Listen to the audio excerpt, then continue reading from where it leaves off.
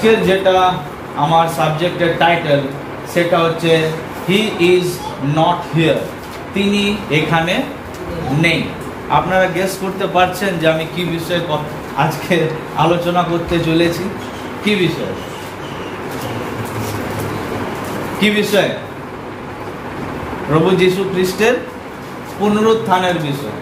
মতি, mark, look এবং যোহন এই সুসমাচারগুলিতে আমরা পুনরুত্থানের বিষয় পাবই, কিন্তু পার্টিকুলার একটা জায়গাকেই তুলে আলোচনা করব, যেহেতু এই মানে পুনরুত্থান যে বিষয়টা, যে সাবজেক্টটা, এটা অনেক বড়। পুনরুত্থান বা রেজারেকশন খ্রিস্টানদের জন্য বা খ্রিস্ট বিশ্বাসীদের জন্য একটা খুবই ইম্পর্টেন্ট সাবজেক্ট। পুনরুত্থান যদি না হয় তবে খ্রিস্ট তো পুনরুত্থিত হন নাই। আর খ্রিস্ট যদি উত্থাপিত না হইয়া থাকে, তাহা হইলে তো আমাদের প্রচারও বৃথা, তোমাদের বিশ্বাসও বৃথা। 365 দিন আর 12টা মাস, এবং এই 365 দিনের মধ্যে যত ঘন্টা আছে, যত মিনিট আছে, বা এই 365 দিনের মধ্যে যতগুলো সানডে আমরা মণ্ডলীতে যাই বা চার্চে যাই, সহভাগিতায় যাই, উপাসনাতে যাই, হাউ মেনি টাইমস, কতবার আমরা রেজারেকশন বা পুনরুত্থানের মেসেজ আমরা শুনেছি? How many Times? কতবার? তাই না দিদি? কতবার শুনেছি আমরা? অনেক, মাত্রা অনেক কম। বিকজ উই আর সিজনাল খ্রিস্টান। আমরা তো সিজনাল খ্রিস্টান, তাই না? 7টা বাণী শুধু আমরা গুড ফ্রাইডে শুনি, তো তারপরে কিন্তু আর কারো পারমিশন নেই 7টা বাণী প্রচার করা।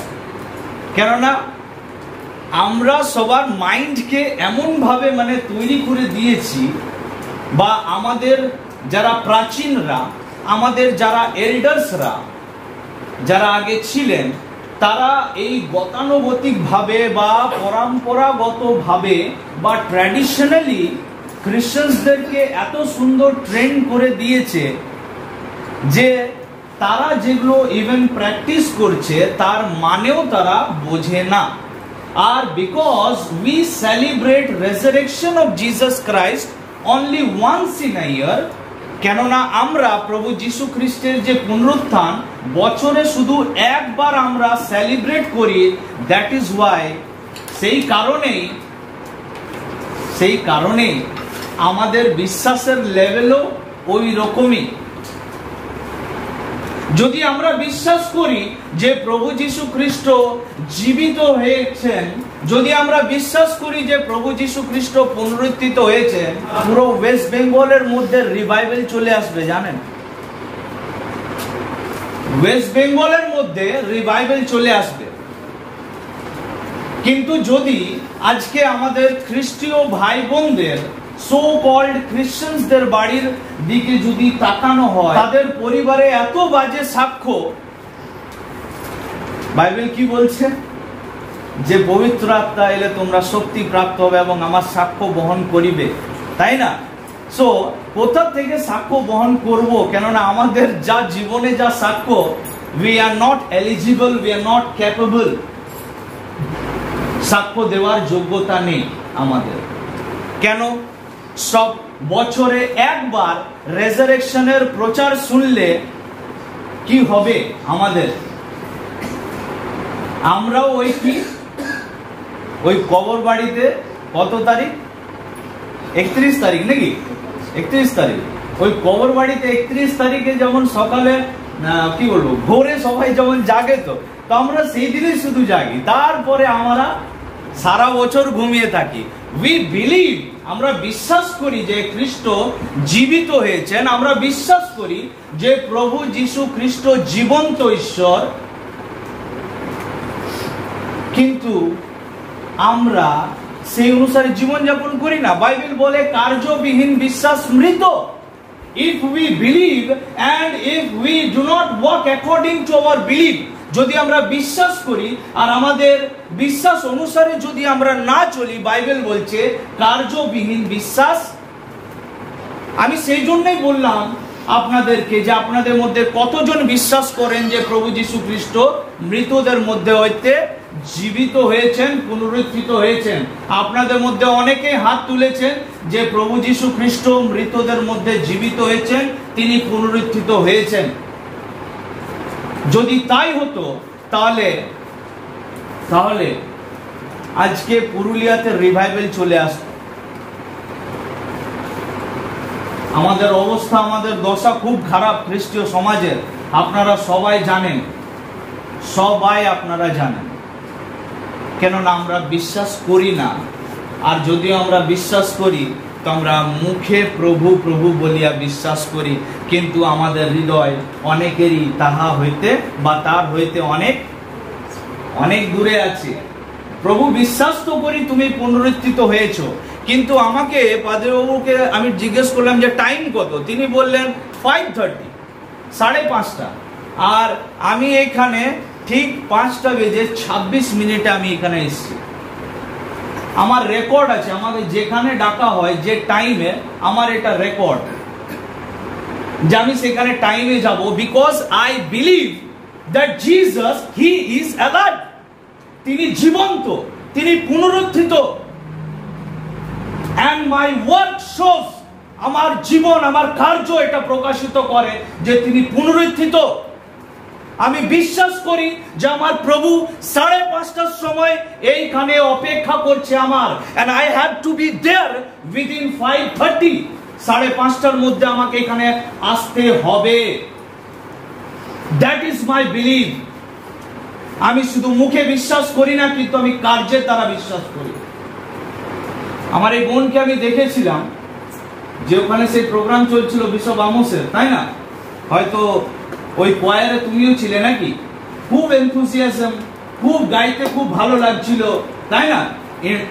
ভালো ভালো ইনস্ট্রুমেন্ট, খুব ভালো ভালো ওখানে সাজ সজ্জায়, নতুন নতুন, হ্যাঁ, সামনে খুব ভিড়, খুব বড় মঞ্চ, খুব বড় স্টেজ, খুব ভালো লাগছিল গাইতে। কিন্তু এখানে যখন হাততালি দেওয়ার ব্যাপার, তখন এখানে হাততালিও পড়ছে না ঈশ্বরের জন্য। কি আমি এই জন্যই বললাম, যখন আমার প্রচার শেষ করব অনেকের মাথা নত হয়ে যাবে এবং আপনারা বলতে পারবেন না যে আপনারা বিশ্বাস করেন যে প্রভু যীশু খ্রিস্ট জীবন্ত। If you believe, show me through your work. The book of Jacob, the book of James, জাকবের পুস্তক বলে যে তুমি তোমার বিশ্বাস কার্যের দ্বারা আমাকে দেখাও। আপনাদের মধ্যে অনেকেই ঘুমাচ্ছেন, আর ঘুমানোরই তো কথা, কেননা বছরে একবার যদি পুনরুত্থানের প্রচার করা হয় তো ঘুমানোই তো স্বাভাবিক, একদিনেই তো উঠবেন। বাইবেল বলে, বাইবেল কি বলছে 13 পদ জোরে জোরে একজন পড়বেন। মৃতগণের পুনরুত্থান যদি না হয় তবে খ্রিস্ট তো উত্থাপিত হন নাই।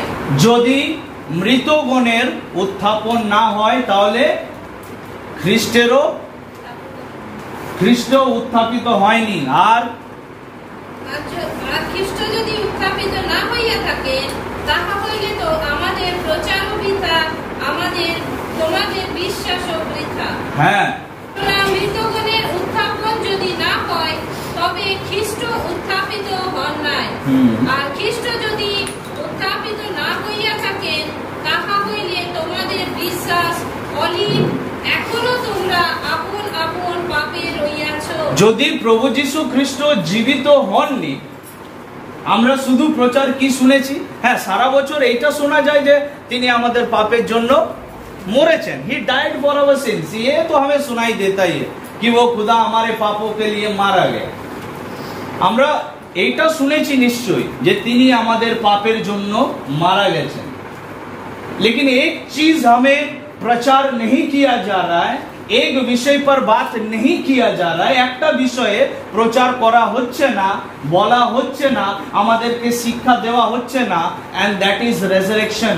সেটা হচ্ছে পুনরুত্থানের বিষয়। যদি পুনরুত্থানের বিষয়ে আমাদেরকে শিক্ষা না দেওয়া হয় তাহলে আমরাও বছরে একবারই ঘুম থেকে উঠব। যদি পুনরুত্থানের বিষয়ে আমাদেরকে শিক্ষা না দেওয়া হয় বা বাইবেল বলছে যে যদি পুনরুত্থান না থাকে তাহলে আমাদের বিশ্বাস হচ্ছে কি বৃথা। খ্রিস্টানদের বা খ্রিস্টীয় ব্যক্তিদের যারা খ্রিস্ট বিশ্বাসী তাদের বিশ্বাসের যেটা ফাউন্ডেশন বা তাদের বিশ্বাসের যেটা ভিত্তিমূল সেই ভিত্তিমূলটার নাম হচ্ছে রেজারেকশন বা পুনরুত্থান। আর যদি ভিত্তিমূলেই গন্ডগোল থাকে তাহলে ঘরটা যে কোনো সময় কি হয়ে যেতে পারে, কি হতে পারে, ভেঙে যেতে পারে, তাই না? বাইবেল কি বলছে? জ্ঞানবান ব্যক্তি সেই যে পাথরের উপরে কি করলো, নিজের গৃহ নির্মাণ করলো, নাকি?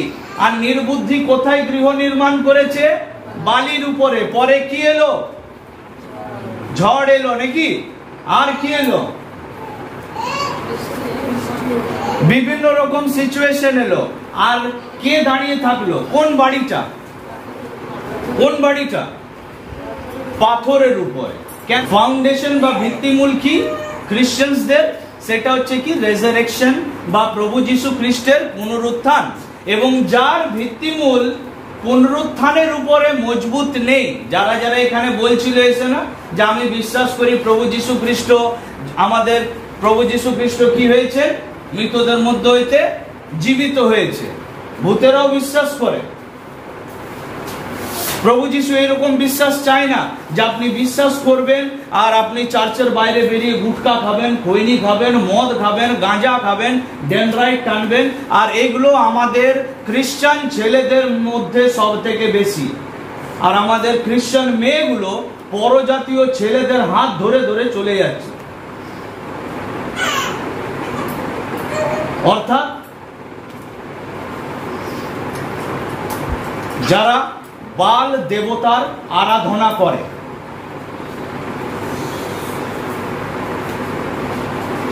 এই রকম বিশ্বাস প্রভু যীশু চান না।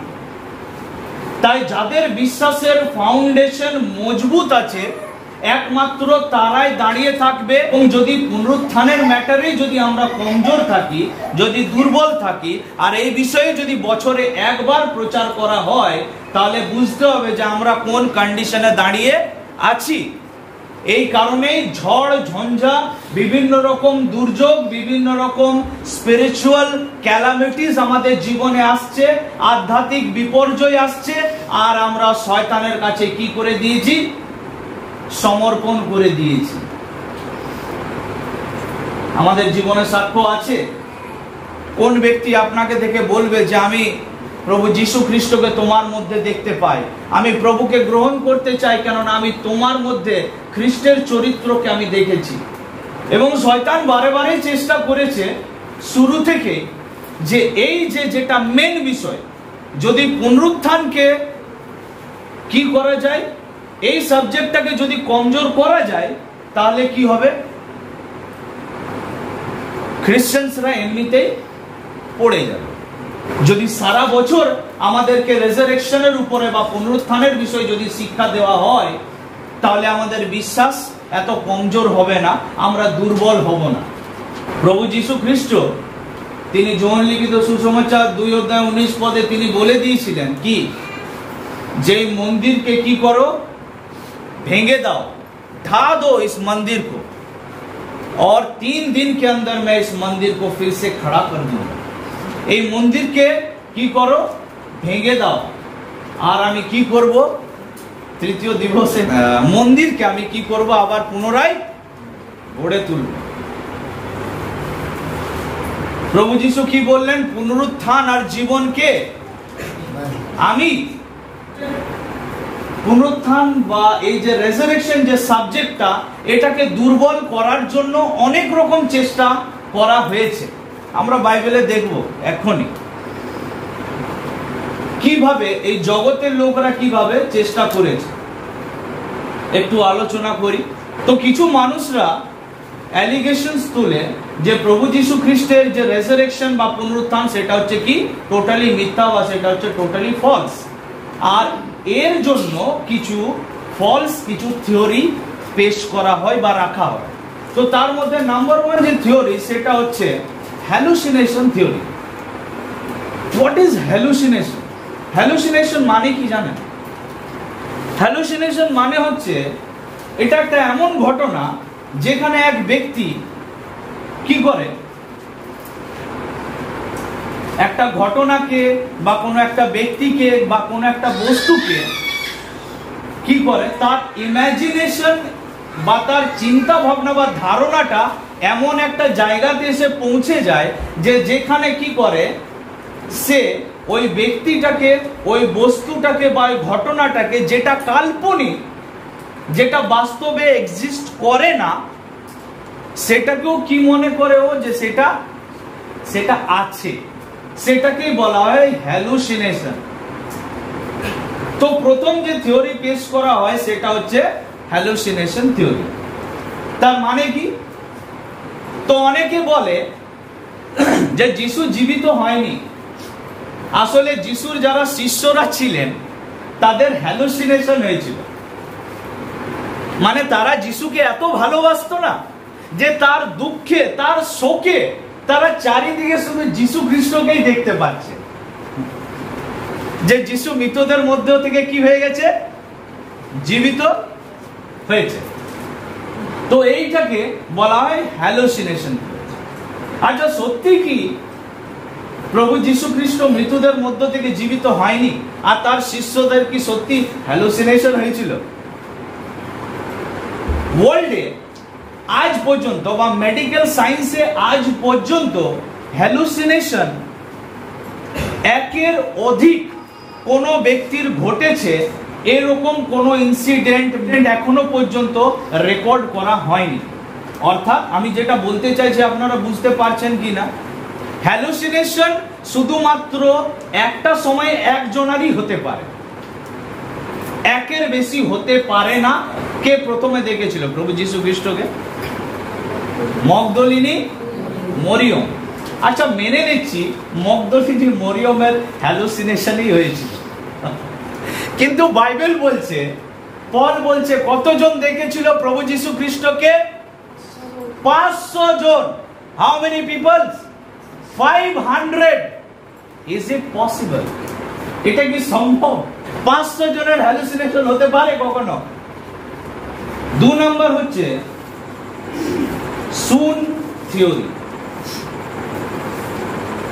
SWOON, সুন থিওরি। নাও সুন থিওরির মানে কি?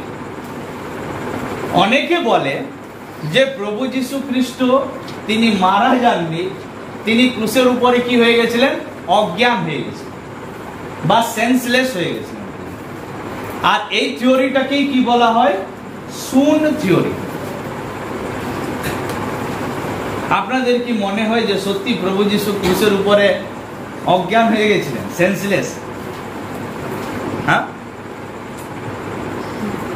তিনি মারা গেছিলেন, তার প্রমাণ কি? আমরা তো জানি যে ক্রুশীয় মৃত্যু বা ক্রুসিফিকশন কত বেদনাদায়ক মৃত্যু, এবং প্রভু যীশু খ্রিস্ট মারা গেছিলেন তার প্রমাণ স্বরূপ আমরা দেখলাম যে রোমান সৈন্য কি করলেন? তার বক্ষে বর্ষা দিয়ে আঘাত করলেন এবং সেইখান থেকে কি বেরিয়ে এলো? জল বার হয়ে এলো, তাই না? তখন হয়তো মেডিকেল সায়েন্সের কাছে এর কোনো এক্সপ্লেনেশন বা ব্যাখ্যা ছিল না, কিন্তু আজকের ডেটে মেডিকেল সায়েন্স এতটা উন্নত যেখানে মেডিকেল সায়েন্সের কাছে এক্সপ্লেনেশন আছে যে যখন একটা মানুষ মারা যায় তখন ওর ব্লাড কি হয়ে যায়। হ্যাঁ, বোঝা যাচ্ছে? তাহলে এই যে ঘটনাটা বা এই যে থিওরিটা, সেটা হচ্ছে কি? ভুল। 3 নম্বর হচ্ছে কনস্পিরেসি থিওরি। এই থিওরি অনুসারে বলা হয় যে প্রভু যীশু খ্রিস্টের যারা শিষ্যরা ছিলেন তারা কি করেছিলেন? প্রভু যীশু খ্রিস্টের বডি বা দেহ চুরি করে অন্য কোথাও লুকিয়ে রেখে দেয় আর লোকের কাছে প্রচার করতে শুরু করে যে যীশু কি হয়েছে? জীবিত হয়েছে। কি লেখা রয়েছে? ফরিসিরা এবং যারা কি ছিলেন, যারা পুরোহিত ছিলেন, তারা নিজেরাই মিটিং করছে কার সঙ্গে? পিলাতের সঙ্গে। যে আমাদের মনে আছে যে ওই প্রবঞ্চক বলেছিল, অর্থাৎ প্রভু যিশু বলেছিলেন যে তৃতীয় দিবসে কি হবে? আমি জীবিত হব। তাই এক কাজ করুন, ওই কবরের ওখানে কি করুন? পাহারা লাগিয়ে দিন, ওখানে গার্ড দিন বাইরে, পাছে এরকম না হয় তার শিষ্যরা বডি চুরি করে নিয়ে যায় আর সবার কাছে প্রচার করে বাড়াবে যে এ কি হয়েছে? জীবিত হয়েছে। ভেবে দেখুন, তারা আগে থেকেই সব জানে এবং প্রস্তুতি নেওয়া আছে। সেই যে পাথরটা যেটা দিয়ে প্রভু যীশু খ্রিস্টের যে কবরের মুখ বন্ধ করা হয়েছিল, সেই পাথরের ওয়েট ছিল 1 থেকে 2 টন। ভালো করে লজিক্যালি ভাবুন, 1 থেকে 2 টনের একটা পাথর দিয়ে কবরের মুখ বন্ধ করা আছে। কবরের বাইরে কারা আছে বসে? রোমান সোলজাররা, রোমান গার্ডসরা বসে আছে। আর কিভাবে সম্ভব যে গার্ডরা বসে আছে আর তাদের সামনে এসে ওরা এত বড় পাথর সরাচ্ছে 1 থেকে 2 টনের? পাথরটার আওয়াজ হলো না। গার্ডগুলো কি এত ঘুম দিচ্ছিল যে মানে তারা ঘুমিয়ে ওভর হয়ে গেছে? এত বড় পাথর সরানো হলো, তারা জানতেও পারলো না এবং তারা দরজাতেই বসে আছে। বোঝা যাচ্ছে? তাহলে এটাও হচ্ছে কি একটা ফলস থিওরি, হ্যালুসিনেশন থিওরি, সুন থিওরি, আর হচ্ছে কনস্পিরেসি থিওরি। তো অনেকেই প্রভু যীশু খ্রিস্টের পুনরুত্থানকে ভুল প্রমাণ করার চেষ্টা করে। এবং কেন তারা চেষ্টা করছে, তাদের পিছনে কার এজেন্ডা আছে? বাইবেল বলে যে আমাদের লড়াই রক্ত এবং মাংসের সঙ্গে নয়, আমাদের লড়াই আধিপত্যদের সঙ্গে, অন্ধকারের যারা শক্তি রয়েছে তাদের সঙ্গে, দ্য পাওয়ার অফ ডার্কনেস, তাদের সঙ্গে আমাদের লড়াই, অথরিটিজ, প্রিন্সিপ্যালিটিস, তাদের সঙ্গে আমাদের লড়াই। আমাদের লড়াই কোনো মানুষের সঙ্গে নয়, আমাদের লড়াই হচ্ছে সেই ফলেন এঞ্জেলের সঙ্গে, যার নাম হচ্ছে লুসিফার, তার সঙ্গে আমাদের লড়াই। এবং সে গর্জনকারী সিংহের নেই ঘুরে বেড়াচ্ছে, কাকে কখন গ্রাস করবে। আর সে কার মধ্যে দিয়ে কাজ করছে? কার মধ্যে দিয়ে? যেভাবে ঈশ্বর মানুষের মধ্যে দিয়ে কাজ করে, সেভাবে শয়তানও কি করে? মানুষের মধ্যে দিয়েই কাজ করে। তো আমাদের যে বিদ্রোহী, আমাদের যে বিরোধী, সে সব সময় আমাদের পিছনে লেগে পড়ে আছে। তার ক্যামেরা ফোকাস সব সময় ঈশ্বরের সব থেকে উত্তম সৃষ্টি মনুষ্য জাতির উপরে আছে। Be careful. শয়তান আমাদের বিরোধী, আমাদের শত্রু। সে আমাদের কাছ থেকে অনন্ত জীবনের নিশ্চয়তা কেড়ে নিতে চায়। চোর আসে চুরি, বিনাশ ও বধ করিবার জন্য, কিন্তু প্রভু যীশু কেন এসেছিলেন? যেন যে কেহ তাহাতে বিশ্বাস করে সে বিনষ্ট না হয়, কিন্তু অনন্ত জীবন পায়। অনন্ত জীবনের অধিকার থেকে অনেককে সরিয়ে নিয়ে যাওয়ার জন্যই সে ক্রিশ্চিয়ানিটির যেটা ফাউন্ডেশনাল ডক্ট্রিন, যে ভিত্তিমূলটা আমাদের যেটা মজবুত হওয়া দরকার, যেটা হচ্ছে পুনরুত্থান, সেটাকে সে কি করে দিয়েছে? কমজোর করে দিয়েছে অনেকের জীবনে। এবং সেই কারণেই আমরা নিজের মতো করে জীবন যাপন করছি। চাহে শয়তান কিতনা भी कोशिश क्यों ना कर ले, শয়তান যতই চেষ্টা করুক পুনরুত্থানকে কমজোর করার জন্য, কিন্তু সত্যতা এটাই যে তিনি এখানে নেই। যখন আর্লি ইন দ্য মর্নিং প্রত্যুষে উঠে যখন মগদলিনী মরিয়ম কোথায় গেছে? কবরের কাছে। কবরের কাছে যখন গেছে তখন স্বর্গদূত কি বললেন? যে তুমি যাকে খুঁজতে এসছো সে এখানে নেই, তিনি জীবিত। এবং প্রভু চায় যেন আমরা সেই অনুসারে জীবনযাপন করি। 28 অধ্যায় 1 পদ। বিশ্রান্তি অবসান হইলে সপ্তাহের প্রথম দিনে উষারম্ভে মগদলিনী মরিয়ম ও অন্য মরিয়ম কবর দেখিতে আসিলেন। আর দেখো, মহা ভূমিকম্প হইল, কেননা প্রভুর এক দূত স্বর্গ হইতে নামিয়া আসিয়া সেই পাথরখান সরাইয়া দিলেন এবং তাহার উপরে বসিল। তাহার দৃশ্য বিদ্যুতের ন্যায় এবং তাহার বস্ত্র হিমের ন্যায়। তো সপ্তাহের প্রথম দিন অ্যাকর্ডিং টু জিউইশ ক্যালেন্ডার, জিহুদীদের ক্যালেন্ডার অনুসারে মগদলিনী মরিয়ম এবং অন্যান্য মরিয়মরা কি করেছে, তারা প্রত্যুষে উঠে কবরের কাছে এসেছে। এবং এমন সময় কি হয়, সেখানে কি হয়েছিল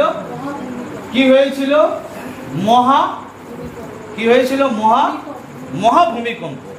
ভূমিকম্পের সঙ্গে খ্রিস্টানদের সম্পর্ক কিন্তু খুব পুরানো। আবার বলছি, ভূমিকম্পের সঙ্গে খ্রিস্টানদের সম্পর্ক অনেক পুরানো। যখন প্রভু যীশু খ্রিস্ট ক্রুশের উপরে ছিলেন, তখন কি হয়েছিল? কি বলছে বাইবেল? ভূমিকম্প হয়েছিল তখন। পড়ে দেখবেন, তখন ভূমিকম্প হয়েছিল। প্রভু যীশু যখন পুনরুত্থিত হচ্ছেন, তখনও কি হয়? ভূমিকম্প হলো। প্রভু যীশু খ্রিস্ট যখন ফিরে আসবেন, তখন তিনি কি বলছেন? স্থানে স্থানে কি হবে? और क्या आप जानते हैं, जहां जहां यीशु मसीह अपना पैर रखता है, सिर्फ वहीं पे भूकंप होता है, ऐसा बात नहीं है। যেখানে যেখানে প্রভু যীশু খ্রিস্ট পা রাখবেন, যেখানে যেখানে প্রভু চলাফেরা করেন, যেখানে যেখানে তার এক্সিস্টেন্স, তার প্রেজেন্স, তার উপস্থিতি, শুধু সেখানেই ভূমিকম্প আসে তা নয়, কিন্তু যেখানে খ্রিস্টের লোকেরা, সেখানেও ভূমিকম্প আসে। আই ক্যান প্রুভ ইউ, আমি প্রমাণ করতে পারি। পল এবং সিলাস তারা কোথায় ছিল? জেলের মধ্যে। তাদের হাত পা বাঁধা ছিল। এন্ড মাঝ রাত্রে তারা কি করছিল? আরাধনা করছিল। আর এমন সময় কি হয়? মহা ভূমিকম্প হলো। ভূমিকম্পের সঙ্গে খ্রিস্টানদের সম্পর্ক অনেক অনেক পুরানো। আমরা যেখানে যাব, সেই জায়গাতেই ভূমিকম্প আসবে। আমরা যেখানে যেখানে পা রাখবো, वहीं पर भूकंप आएगा, क्योंकि भूकंप के साथ, अर्थक्वेक के साथ हमारा बहुत गहरा संबंध है। ये हमारे सामर्थ्य को दर्शाता है, दिखाता है। আমাদের শক্তি, আমাদের ক্ষমতা যে কত বেশি, সেটাকে দেখায়। যেখানেই আমরা পা রাখবো, যে বাড়িতেই আমরা যাব, সেখানেই ভূমিকম্প আসবে, তাই নাকি? তাহলে এই বাড়িটা কই? ভাঙলো না তো। ভূমিকম্প মানে শুধু ফিজিক্যাল, মানে যেটা জাগতিক ভাবে যেটা আমরা দেখি, সেটা নয়। আধ্যাত্মিক জগতে ভূমিকম্প। যিশু যখন পা রেখেছিলেন নৌকা থেকে নিচে, সঙ্গে সঙ্গে দুষ্ট আত্মারা জেনে গেছিল যে গুরুদেব চলে এসছে, এসে পায়ে সারেন্ডার করে দিয়েছে। প্রভু সময়ের পূর্বে কেন কষ্ট দিতে এসছেন? आदेश करुन যেন सुअरদের মধ্যে আমরা চলে যাই। आप जहां जाएंगे, दुष्ट आत्मा देख करके आपको डरने लगेगा और कहेगा कि पास्टर जी मैं चले जा रहा हूं, চলে যাচ্ছি, ছেড়ে দিন আমাকে, কিছু করবেন না। आप भूकंप लाने वाले व्यक्ति हैं, इसीलिए मैं बोल रहा हूं। এই কারণেই বলছি, ভূমিকম্পের সঙ্গে খ্রিস্টানদের অনেক পুরানো সম্পর্ক। তারা যেখানে যাবে, সেখানে আধ্যাত্মিক জগতে ভূমিকম্প আসবে শয়তানের রাজ্যে। আর আজকে যদি আমরা এতটা নিষ্ক্রিয় হয়ে, নিউট্রাল হয়ে, পাওয়ারলেস একেবারে, হ্যাঁ, আমাদের কাছে কোনো সামর্থ্যই নেই, এরকম বসে নিরীহ ভিখারি, মানে কি বলবো, বর্তিময়ের মতো রাস্তার ধারে বসে ভিক্ষা চাইছি, প্রভু দয়া করো। প্রভু বললেন, আরে मैंने तुझे सारा अथॉरिटी दे दिया है, I am giving you authority, আমি তোমাকে অধিকার দিচ্ছি। কি লেখা নেই? तुम कुछ भी कर सकते हो in my name, if you ask anything in my, तुम कुछ भी मांगो मेरे नाम से, वो हो जाए। अगर आपके चलने फिरने से, আপনার হাঁটা চলার মধ্যে দিয়ে, আপনার ওঠা বসার মধ্যে দিয়ে যদি শয়তানের রাজ্যে আন্দোলন না হয়, তাহলে কোথাও গন্ডগোল আছে। আত্মিক জীবনে চেক করে দেখুন, কেননা প্রভু আপনাকে এবং আমাকে নিউট্রাল হয়ে বসে থাকার জন্য ডাকেনি। जब जब भूकंप हुआ तो लोगों को पता चल गया कि नहीं भाई, ये कोई मामूली इंसान नहीं है, সেই দিন জেলের মধ্যে যখন ভূমিকম্প এসেছিল, সেই জেলার বাইরে দাঁড়িয়ে দাঁড়িয়ে যে দৃশ্য দেখছিল, সেও বুঝে গেল যে বাপ এ কোনো মামুলি ব্যক্তি নয়। সে এবং তার পুরো পরিবার কি করলো? প্রভু যীশু খ্রিস্টকে গ্রহণ করে। কোনো মামুলি ব্যক্তি আমরা নয়। পড়ো। তাহার ভয়ে প্রহরীগণ কাঁপিতে লাগিল ও মৃতবৎ হইয়া পড়িল। সেই দূত স্ত্রীলোক কয়টিকে কহিলেন, তোমরা ভয় করিও না, কেননা আমি জানি যে তোমরা ক্রুশে হত যিশুর অন্বেষণ করিতেছ। তিনি এখানে নেই, কেননা তিনি উঠিয়াছেন, যেমন বলিয়াছিলেন। আইসো, প্রভু যেখানে শুইয়াছেন সেই স্থান দেখো। তো এরপরে সেই স্বর্গদূত পাথর সরিয়ে পাথরের উপরে বসে আছে, আর সেই মগদলিনী মরিয়ম এবং আরো যত মায়েরা ছিলেন সেখানে, ওমেন্সরা ছিলেন সেখানে, তাদেরকে কি বলছে? আরে ভয় পেও না, ভেতরে এসে সিন দেখো, আগে ভিতরে এসে দেখো, এখানে তুমি যাকে খুঁজতে এসছো তোমরা, সে এখানে নেই। ভালো করে বুঝবেন, তারা কাকে খুঁজতে এসেছিল? প্রভু যীশু খ্রিস্টকে। এবং এঞ্জেল কি বলছে, স্বর্গদূত কি বলছে? তিনি এখানে নেই। আচ্ছা, তারা ভেতরের যে দৃশ্য, যে ভেতরটা কি আছে? পুরো ফাঁকা, সেখানে কাপড় সুন্দরভাবে পাট করে রাখা আছে, সেখানে যিশু নেই। তারা কিভাবে দেখতে পেল? কিভাবে? পাথর সরানো হয়েছিল। যদি পাথর লাগানো থাকতো তাহলে কি তারা দেখতে পেত ভেতরে সিন? পেত না, না? ভালো করে বুঝবেন, কবর হচ্ছে আমাদের জীবন, আমাদের হৃদয়। পাথর কে লাগিয়েছিল? কবরে পাথর কে লাগিয়েছিল? জোসেফ অফ আরিমাথিয়া এবং কে ছিলেন? নিকোদিম। দুজন তো পারবে না, আরো কেউ ছিল সঙ্গে, কেননা 1 থেকে 2 টন ওয়েট ছিল, আরো কয়েকজন ছিলেন। তারা কবরের মুখে কি করে দেয়? পাথর চাপা দিয়ে দেয়। কিন্তু ভালো করে ঘটনাটা দেখুন যে কবরের পাথর তারা সরায়নি। কে সরিয়েছিল? স্বর্গদূত সরিয়েছিল। স্বর্গদূত যখন পাথর সরালো, তখন কবরের ভেতরে যে অলৌকিক ঘটনা, সেটা সবাই দেখতে পেল। আমি আপনাদেরকে যেটা বলতে চাইছি সেটা বুঝুন। যারা যারা নিজের হৃদয়ে পাথর দিয়ে বন্ধ করে রেখেছো দরজা, যারা যারা নিজের কবরের দরজা বন্ধ করে রেখেছো পাথর চাপা দিয়ে, তাই না? পাথর হচ্ছে কি? পাপ, কুকর্ম, বদমাশি, ঈশ্বরের বিরোধিতা, অবাধ্যতা। তো যারা যারা নিজের ঘরের বা নিজের কবরের দরজা পাথর দিয়ে বন্ধ করে রেখেছে, তারা এখন কোন অবস্থায় আছে? মৃত অবস্থাতে আছে। ওকে? এবং পাথর কে সরাতে পারে? একমাত্র ঈশ্বরই সরাতে পারে, পবিত্র আত্মার মধ্যে দিয়ে। তো যেদিন পাথর হৃদয়ের সরে যাবে, যেদিন পাথর হৃদয়ের সরে যাবে বা জীবন থেকে পাথর সরে যাবে, সেই দিনেই মানুষ অলৌকিক ঘটনা দেখতে পাবে আপনার জীবনে, এবং আপনি অনেকের কাছে কি হবেন? সাক্ষ্য বহন করবেন। এখনো পর্যন্ত অনেকের জীবনে সেই পাথর চাপা আছে, সেই কারণে তাদের মধ্যে কেউ অলৌকিক কার্য দেখতে পাচ্ছে না। সেই পাথরটা কি করতে হবে? সরাতে হবে, এবং তার জন্য পবিত্র আত্মাকে ইন্টারফেয়ার করতে দিতে হবে।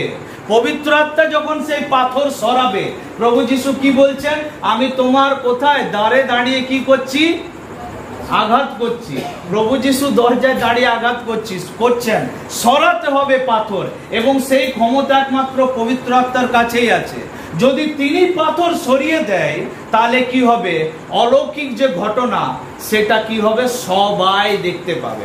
আপনি অনেকের কাছে সাক্ষ্য বহন করবেন, অনেক মানুষ আপনার জীবনের দ্বারা কি করতে পারবে? অলৌকিক কার্য দেখতে পাবে।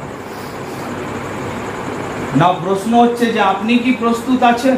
আপনি কি অ্যালাউ করবেন ঈশ্বরকে যে প্রভু আজকে থেকে আপনি আমার জীবনে যত পাথর আছে সব সরিয়ে দিন, যে কামরাগুলো, যে রুমগুলো আমি এতদিন বন্ধ করে রেখেছি সেগুলোকে কি করুন, আপনি খুলে দিন। আপনি অ্যালাউ করলে প্রভু অলৌকিক কার্য করবে এবং আপনার প্রতিবাসী কি করবে, আপনার জীবনের অলৌকিক কার্য দেখবে। যেমন সেই দিন কে দেখতে পেয়েছিল? মরিয়ম, মগদলিনী মরিয়ম। এবং তারপর তারা কি হয়, ভয় পেয়ে যায়, আনন্দে তারা পরিপূর্ণ হয়ে যায়, আর তারা ছুটে গিয়ে কি করতে থাকে, সবাইকে বলতে থাকে যে আমরা কিছু দেখেছি। পাথর যতক্ষণ লাগানো থাকবে ততক্ষণ জীবনে সাক্ষ্যও আসবে না, আর আপনি কি হবেন, ওই মৃত ব্যক্তির মতোই বসে থাকবেন। অনেক উদ্দীপনা সভা চলবে, অনেক উদ্দীপনা সভায় আপনি যাবেন, ঠিক আছে, কিন্তু আপনার ভেতরে কোনো উদ্দীপনা থাকবে না। এরপর কেননা তিনি উঠিয়াছেন যেমন বলিয়াছিলেন, আইসো প্রভু যেখানে শুইয়াছিলেন সেই স্থান দেখো, আর শীঘ্র গিয়া তাহার শিষ্যদিগকে বলো যে তিনি মৃতদের মধ্য হইতে উঠিয়াছেন, এবং দেখো তোমাদের অগ্রে গালিলে যাইতেছে, সেইখানে তাহাকে দেখিতে পাইবে। দেখো আমি তোমাদিগকে বলিলাম। তো স্বর্গদূত কি বললেন, যে এবারে তাড়াতাড়ি কি করো, যাও আর গিয়ে কি করো, সাক্ষ্য দাও। স্বর্গদূত কি করলেন, মগদলিনী মরিয়মকে বললেন যে তাড়াতাড়ি যাও আর তাড়াতাড়ি গিয়ে সাক্ষ্য দাও। কে যাবে, কে প্রচার করবে যে প্রভু যীশু খ্রিস্ট মৃতদের মধ্যে হইতে জীবিত হয়েছে? আপনি যদি বলবেন না তো সেই যে শত্রু সে কি করবে, সে রাতারাত শ্যামা ঘাসের বীজ বপন করে দিয়ে চলে গেছে। আজ খ্রিস্টান সমাজকে বোঝালেও তারা বুঝবে। কি প্র্যাকটিস করছো তোমরা? কে তোমাদের মধ্যে শ্যামা ঘাসের বীজ বপন করে দিয়ে চলে গেল? আর যারা সত্যতা জানে তারা বলছে না কেন? তারা কেন প্রচার করছে না যে তিনি মৃতদের হইতে জীবিত, উত্থাপিত, তিনি কবরে নেই? কবরের সঙ্গে আমাদের আর কোনো রিলেশন বা কোনো সম্পর্কই নেই। এই জন্যই স্বর্গদূত বলছিল তাড়াতাড়ি যাও, আর যেতে যেতে যিশুর সঙ্গেও দেখা হয়ে যায় তাদের। আবার যিশু কি বলছে, আরে যাও তাড়াতাড়ি গিয়ে বলো, লেট না হয়। ওই জায়গাটা যখন আমি পড়ছিলাম তখন ওখানে লেখা রয়েছে যে কুইকলি দেন গো কুইকলি। কুইকলি মানে কি? হ্যাঁ, তাড়াতাড়ি নাকি? আর লেখা রয়েছে যে সেই সময় ওই যে মগদলিনী মরিয়ম এবং যারা ছিল তারাও তৎক্ষণাৎ, তখনই, ইনস্ট্যান্ট, সেই মুহূর্তে তারা কি করে রেসপন্স দেয়, আর তারা দৌড়ে গিয়ে কি করে তার শিষ্যদেরকে বলে। আজকে আমরা বলছি না কেন? গুড ফ্রাইডে তো সেলিব্রেট করলেন, অনেকে তো রেজারেকশন ডে, পুনরুত্থান দিবস পালন করলেন, কিন্তু আপনার বাড়ির পাশে কত মানুষ আছে যারা আজ পর্যন্ত বা এখনো পর্যন্ত যারা জীবন্ত ঈশ্বরকে জানে না, যারা প্রভু যীশু খ্রিস্টকে জানে না? সকালে উঠে বলেছেন তাকে যে তিনি এখানে নেই, কবরে যিশুকে খুঁজে লাভ নেই, তিনি কবরে নেই, হি ইজ রাইজেন, তিনি জীবিত হয়ে গেছেন। আর এই কারণে আমার পায়ের যে তলায় যে মাটিটা, আমার যে ফাউন্ডেশনটা, সেটা অনেক মজবুত। আমি চিৎকার করে বলতে পারি যে আমার ঈশ্বর জীবন্ত ঈশ্বর। অনেক কম বয়সে আমি ঘর থেকে বার হয়েছিলাম এবং আজ পর্যন্ত প্রভু আমাকে দাঁড় করিয়ে রেখেছে। কোনো ফরেন সাপোর্ট নেই, কোনো চার্চের, কোনো লোকের, কোনো লিডারের সাপোর্ট নেই, কিন্তু প্রভু আমার সঙ্গে দাঁড়িয়ে রয়েছে। Because my lord, he is alive still today. এখনো পর্যন্ত তিনি জীবন্ত ঈশ্বর, তার আরাধনা করছি আমি। আপনারা বিশ্বাস করেন? যারা হাত তুলেছিলেন এবারে ভাবনা চিন্তা করে দেখুন, আপনি কি সত্যি বিশ্বাস করেন যে আপনি যাকে আরাধনা করছেন তিনি জীবন্ত ঈশ্বর? যদি আপনি বিশ্বাস করেন আপনার জীবন পরিবর্তন হয়ে যাবে। আপনি ভূমিকম্প আনবেন, আপনার চলাফেরা, আপনার হাঁটা, আপনার কথাবার্তার মধ্যে দিয়ে আধ্যাত্মিক জীবনে, আত্মিক জীবনে, স্পিরিচুয়াল ওয়ার্ল্ডে বিরাট বড় আন্দোলন শুরু হয়ে যাবে। এবং ঈশ্বর আপনাকে ব্যবহার করতে চায় যেন আপনি গিয়ে আজকে বলুন ওখানে, there are so many people are there যারা প্রভু যিশুর ব্যাপারে জানে না। ওই জাক জমকে, ওই স্টেজে, ওই নাচ গানে নরকে যেতে হবে अल्टीमेटली। माय डियर सिस्टर, शायद किसी व्यक्ति ने तुम्हें ऐसा नहीं समझाया होगा, लेकिन I am telling you truth, because स्वर्ग का राज्य और उसका जो रास्ता है वो बहुत ही नैरो है और उसमें बहुत थोड़े लोग जाने वाले हैं। आओ तो सकले अल्पई मनोनीत, बहुत कम लोग उस रास्ते में से जाने वाले हैं। बहुत लोग खत्म होने के लिए जा रहे हैं और उन्हें आप जाकर के अगर नहीं बताएंगे, बाइबल बोले যে যদি আপনি কোনো ব্যক্তিকে যদি তার ব্যাপারে না বলেন এবং যদি সে মারা যায় তো তার রক্তের দোষ কি হবে? তার রক্তের হিসাব আপনার কাছ থেকে নেওয়া হবে। जाइए और बताइए लोगों को कि आपका परमेश्वर जिंदा है और लोगों को देखने दीजिए आपके जीवन के द्वारा कि आपका परमेश्वर जिंदा है। যদি আপনার ঈশ্বর জীবন্ত, তাহলে আপনাদের জীবনে কি হবে জানেন? বাইবেল বলছে যে মগদলিনী মরিয়ম এবং তারা যারা সঙ্গে ছিলেন তারা সেই দিন ভয় পেয়ে গেছে, তারা ভীত হলো এবং বাইবেল বলছে তাদের ভেতরে আবার কি ছিল?